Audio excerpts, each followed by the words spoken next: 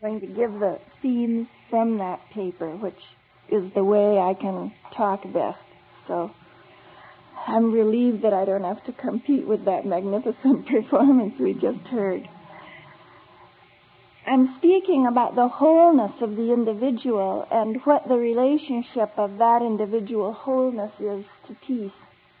And I was thinking that it is not by accident that the word holistic has become so popular in describing an approach to health and to understanding of the development of people.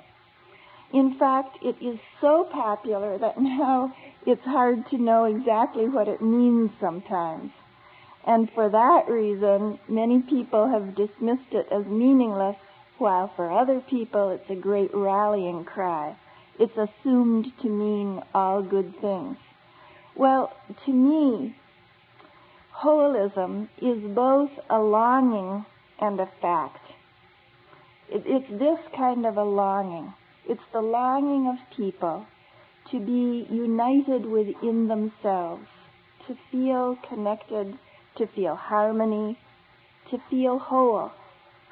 It is also their longing to speak with medical practitioners who have a unified view of what is the human being, rather than dealing with a part of the body or mind in one place and a part in another place.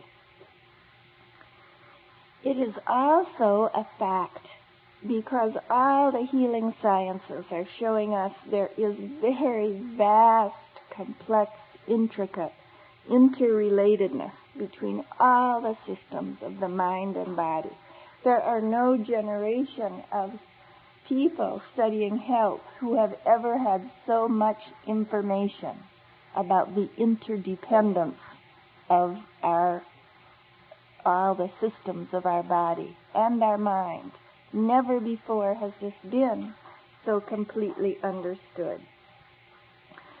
Well, I would like to talk about the relationship between this individual sense of wholeness and harmony, which, as I said, is a longing and a fact, and our global longing for peace, which is also a very widespread longing, and we believe the inevitable fact which humanity will live with, peace.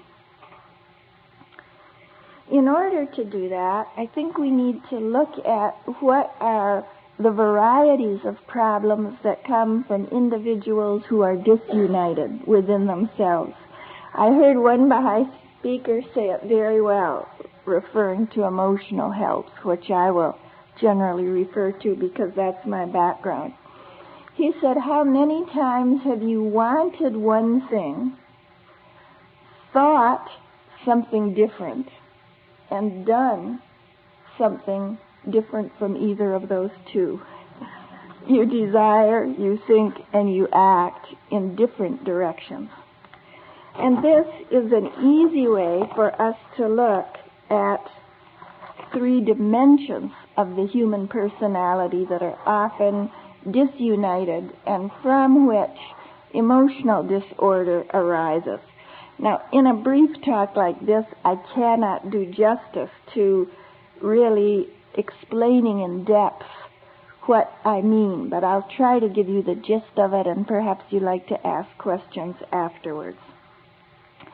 Emotional illness seems to come from two sources: imbalance and conflict, two versions of lack of harmony. The imbalance may be chemical, or it may be emotional. If we look at three dimensions of the human personality, we find there are very strong pro-life impulses, which we call desire. In the infant, the desire for food, the desire for movement, the desire for stimulation. In its positive aspect, this is lust for life, for beauty, for experience. It is a wonderful thing without which we would be dead and apathetic. In its exaggerated form, it becomes greed, diseased over exaggerated appetites, addictions.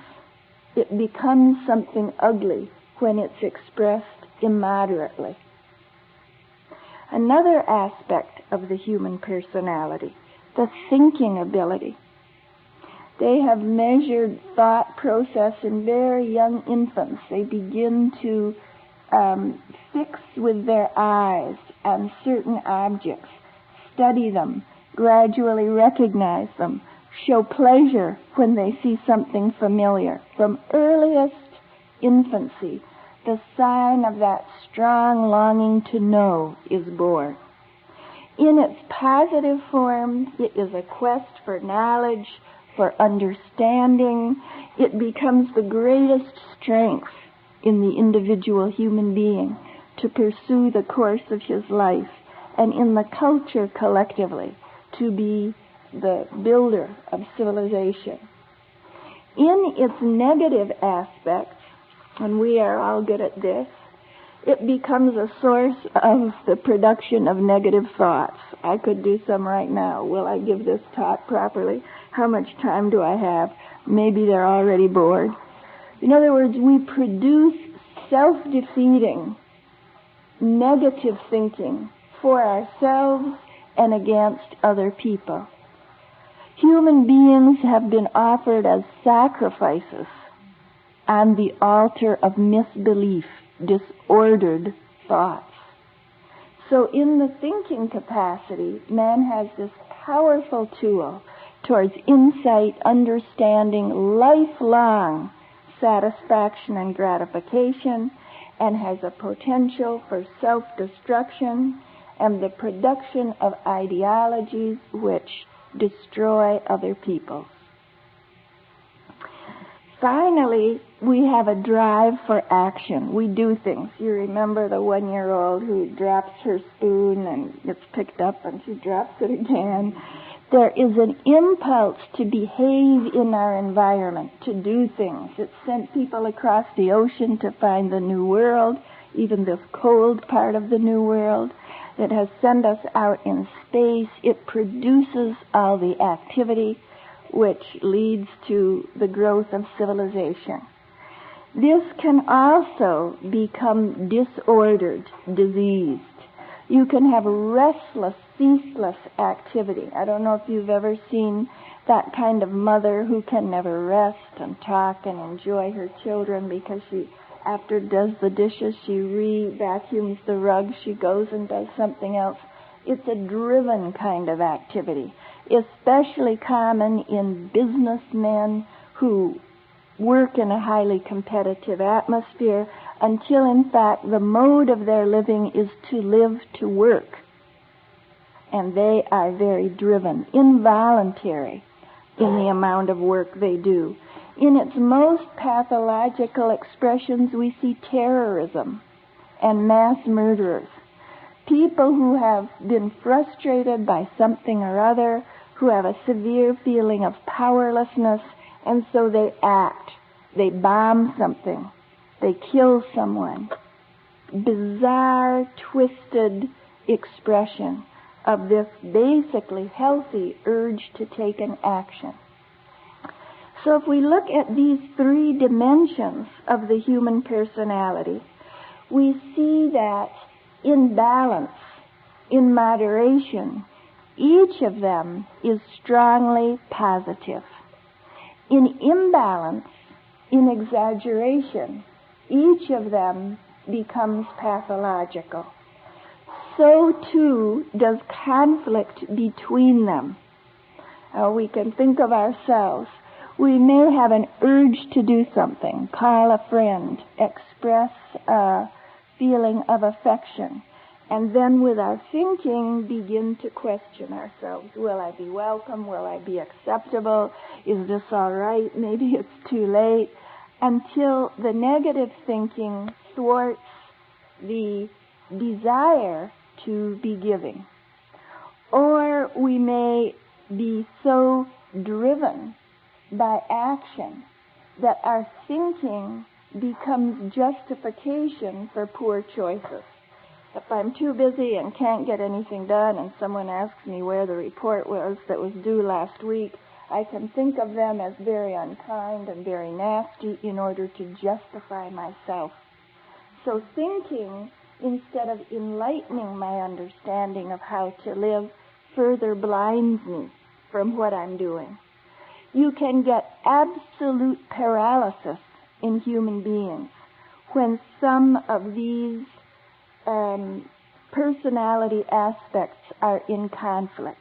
When my desire to do is in conflict with my fear of action. When my disordered thought process turns my impulse to action away from something positive to something negative. So I want to feel peaceful and happy and close to people, and I smoke marijuana. The action is wrong. Well, vastly oversimplified then, the pathology that exists in human life comes from imbalance or conflict in parts of the self.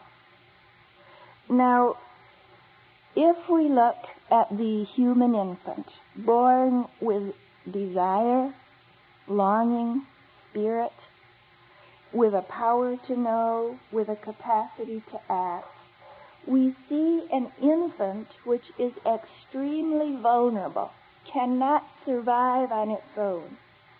And in that biological and emotional vulnerability is born a strong impulse to survive, to protect oneself from pain and destruction. And so the desire to have becomes a desire to live by achieving food, warmth, comfort, whatever it is. The desire to know becomes a desire to understand in order to protect oneself and find one's way through the maze of this world. The desire to act becomes the desire to maintain one's safety by acting effectively. Life is a journey, and those desires in the human infant, so strongly propelled because they're life and death desires. If you achieve, you will survive. If you don't, you will die. There's a lot of force in that. Their destiny is to become modified and educated. The human infant is aware slowly of only itself. You know, it bites its toe. It doesn't know which is the side of the baby bed and which is its own hand. It believes the mother's purpose is to feed it when it's hungry. It's very self-oriented.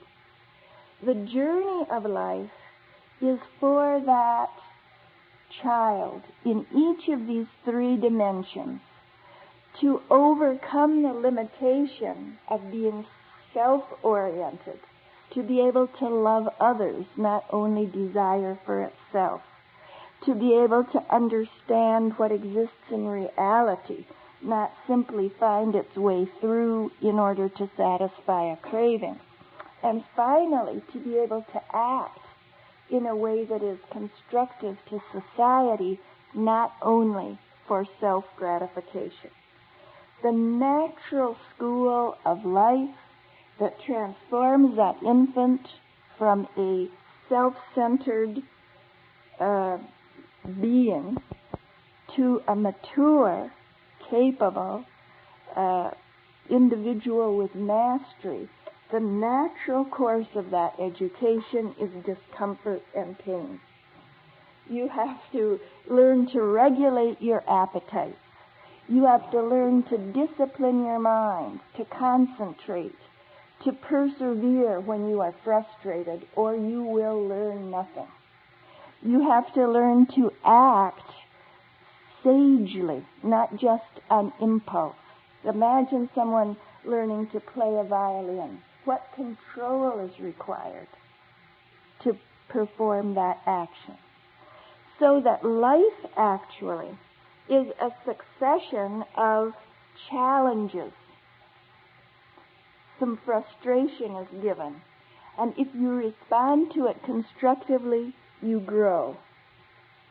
In each of us, there is a very strong impulse to avoid discomfort, to take the easiest way out, to grab the cookies between meals. Just think of the young version where the child wants to eat, it's not available, and sex is thumb. Well, look at the drug addicts in our society. They want some degree of satisfaction, freedom from discomfort and pain, and so they smoke it up or they shoot it up. This is an adult version of thumb sucking. It is a distraction. It's a stimulus of the nervous system which takes the place of a healthy meeting of the need that is actually there. It's an infantile substitute satisfaction. So I'm saying that the true path of education in life inevitably presents discomfort and pain and challenge. No wonder Abdu'l-Baha said to us, accustom your children to hardship. Teach them how to postpone their gratification. Teach them the satisfaction of meeting a challenge instead of avoiding it. And the failure to learn this lesson is what produces unhappiness and pathology. For instance, our ability to love is challenged. We begin loving only ourselves.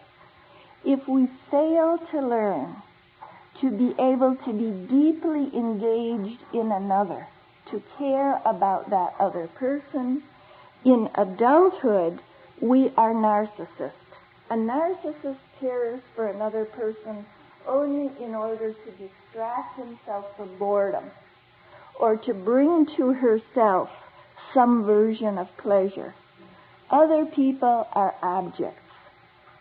Now, the dreadful aspect of narcissism, which means an adult body with an infant level of emotional development, is the terrible, terrifying sense of emptiness.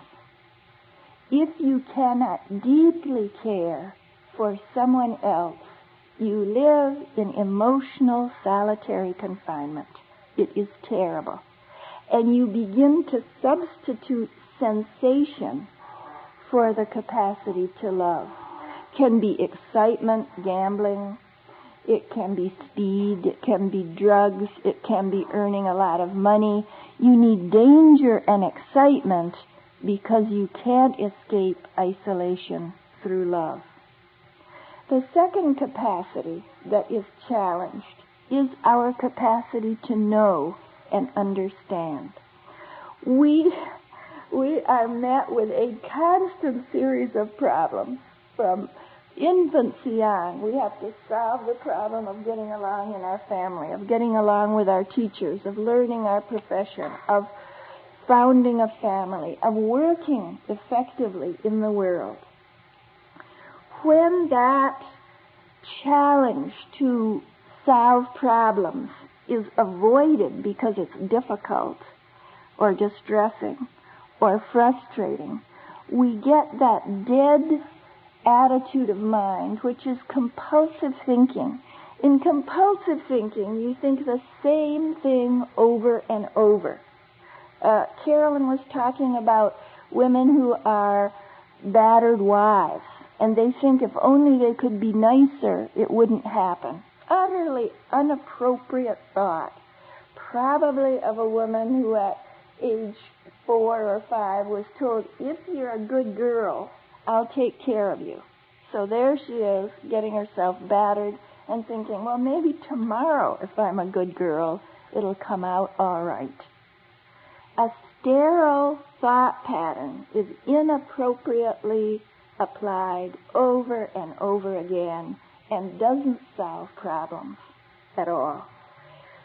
So within every human being, there is a decision process, at every step of life, and that is to accept discomfort and pain and grow by responding constructively to a challenge, or to turn away from them in addiction, in self-pity, in compulsive thinking, in all sorts of dead role behavior, and then not grow as an individual.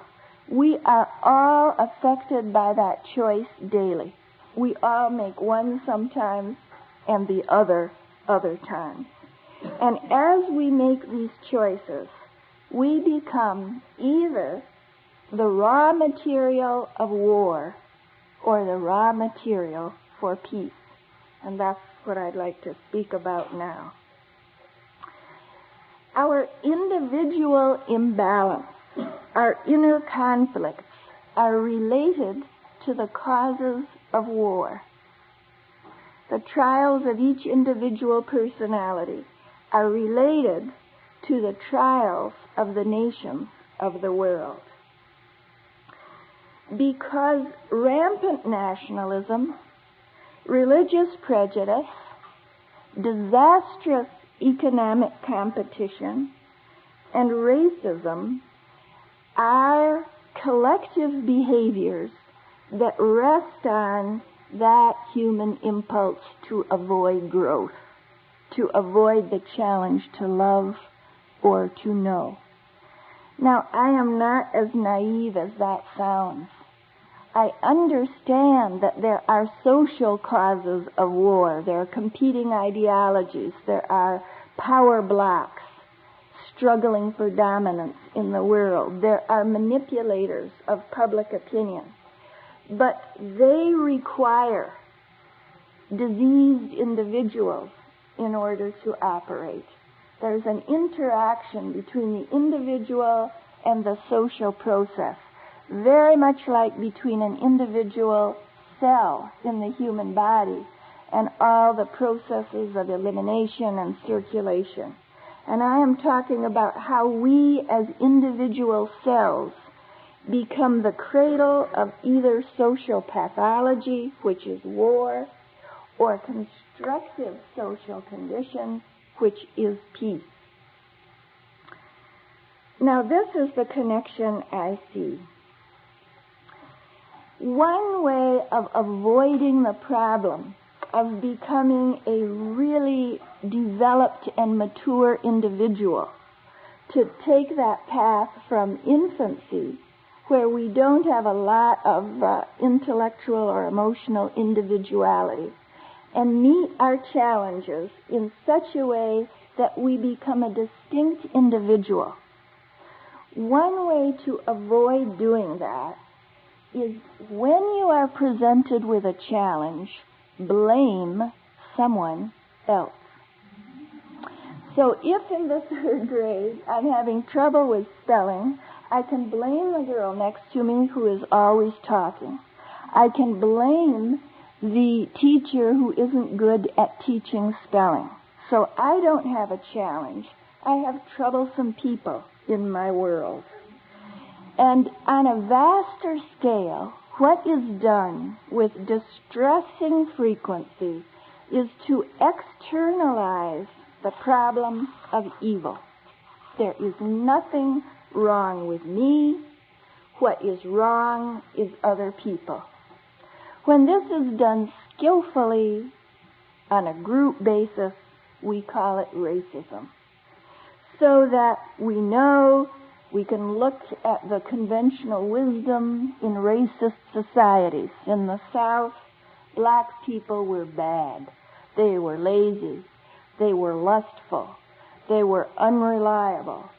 Every negative human characteristic that the self-righteous white group defined themselves as free from, they pasted on these people whom they also conveniently exploited economically. In other words, in the system of racism, the challenge of being human has been avoided, evaded. And rather than recognize that I have to struggle with myself, with my own laziness, with my own sexual desires, with whatever it is, I put onto another race of people all those foibles which I don't want to be troubled to have to confront within myself or within my social group. All the people against whom prejudice is directed are charged with those ugly vices. In Alberta, they said really the Jews were never killed in the Second World War. They are dangerously in control of the world. You know, they became power mongers, dangerous, villainous people, while these good, self-righteous, hard-working prairie folk were the embodiment of all goodness. This is a simple evasion of the challenge to be a human being. What has happened to the feeling capacity of a racist? He has denied his common humanity with the rest of the human race. He is unable to feel a bond of unity with his fellow man. What has happened to his thinking capacity? He has distorted reality. All the evidence about the equality of the human race and their similarity is distorted in his thinking. His thinking capacity is twisted. Action. What has happened there? In the place of self-improvement, you get exploitation and brutalization. Look now at the pictures of South Africa. You can see a white society that knows it needs to change, but is terrified to change because the harvest of brutality which has been meted out to the black people, they are afraid will produce violence against themselves. So the action of racism destroys human life and produces a condition of violence which is dangerous, which is lethal for the well-being of any people. You can see how the individual desire to avoid maturity is given a very attractive counterfeit solution in the act of racism. Nationalism.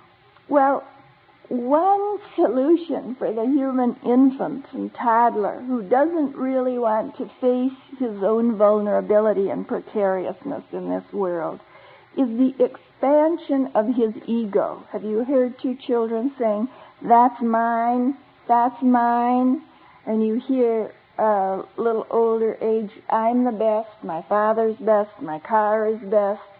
It's an impulse to deal with uncertainty, which is a fact of life, by being the biggest and best at everything. So too is rampant nationalism. Nationalism is the bloated ego on a collective level. One is safe in the world because one is the best in the world. No self-doubt in that. You can think of Nazi demonstrations, all the emblems of power, all the distortion of the real capacities of human beings to love and to know. In the Nazi culture, love was replaced by two things: bizarre sexuality, read Hitler's life story, and sentimentalism. Sentimentalism is a saccharine counterfeit of real love. You see little scenes of heads of concentration camps on picnics with their children. There's a saccharine niceness that takes the place of real love. In religious fanaticism, we find another connection between individual pathology and collective pathology. In religious fanaticism, the problem of uncertainty and the need to constantly meet the challenges of life is avoided by being good. In nationalism, you're the best, you're the strongest, In religious fanaticism, you are right, other people are wrong. You may do anything to them. They are the heathen. They can be killed. There is the emotional version of the ignorant masses whose poverty and fear and exploited by the clergy and by political leaders, and they try to escape the misery of this world by believing they will be welcome in heaven, the most welcome in heaven. That's why Marx called religion the opiate of the people. There is the cold version of the educated people who, in the face of all the evidence that there is goodness in every culture and in every religion, proclaim their way of thought, their way of belief as the only right one. The cruelty committed in the name of this attitude of self-righteousness is the greatest in human history. So these elements, so too with economic competition. Economic competition is greed and the lust for power. It is the desire of that vulnerable human creature to make itself safe by possessing things. Where people starve in one part of the world in order to pay a debt to a part of the world that is over-consuming every resource that belongs to the entire humanity around this globe. Now, I say that internal unity, acceptance of the challenge of living, keeping the power to love and the power to know and the impulse to action in harmony is an antidote to these social evils. The healthy self, the healthy individual, will find all of these attitudes and behaviors repugnant. This group would find it abhorrent if I were to give a racist talk. Your flesh would creep, your mind would revolt, and your feelings would be offended. Health in an individual, then, resists social evil, just like a healthy cell can resist an infection that comes in its bloodstream. Well, let us see what is essential in order to maintain health.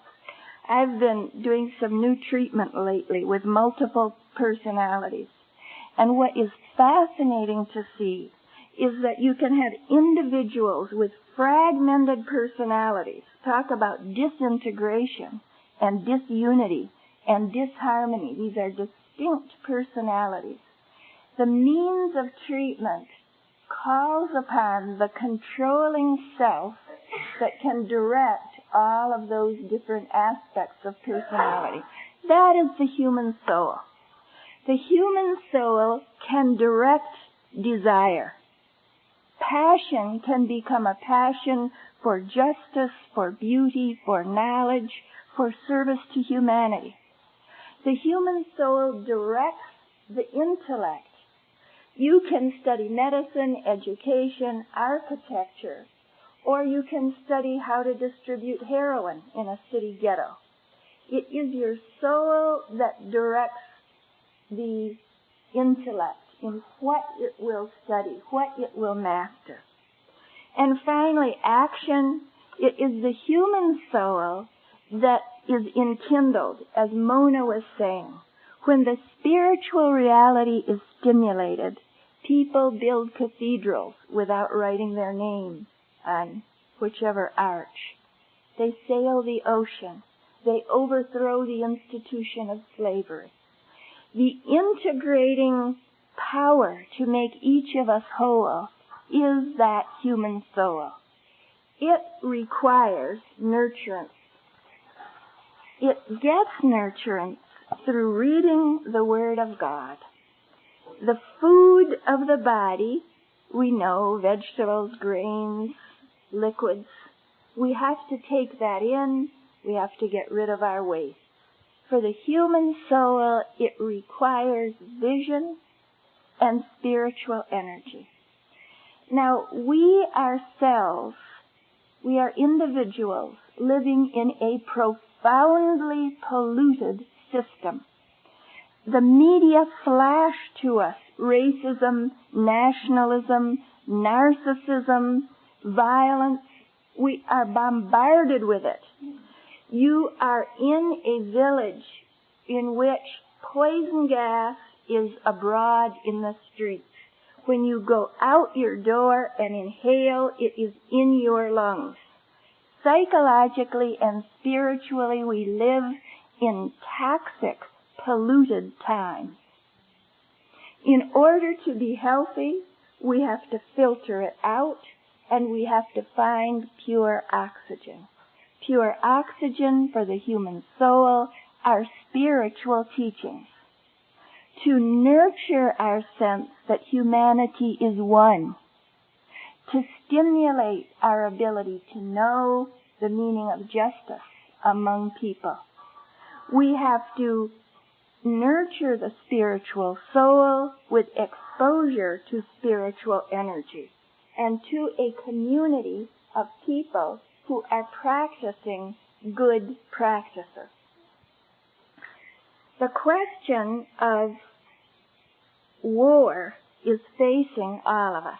In the next decade or so, we will all be either victims or heroes. Humanity will choose peace sooner or later. If it's later, it will be because we have chosen war. So as individual cells in this world body politic, we have no choice to be neutral. We have no choice to see how it comes out. We have either to achieve wholeness, a spiritually vital integration of ourselves, and so be absolutely immune from prejudice, from intolerance, from self-righteousness. Or we are choosing to be passively infected by the toxins around us. We must choose, of course, to be heroic, to perform those spiritually integrating exercises that transmute fear into courage, prejudice into knowledge, alienation into love for humanity. And I think this is the reason that individuals who will be whole within themselves will automatically become active and effective workers for peace, absorbing the toxins that are around us and transforming them into courage, into knowledge, and into a commitment to humanity. Thank you.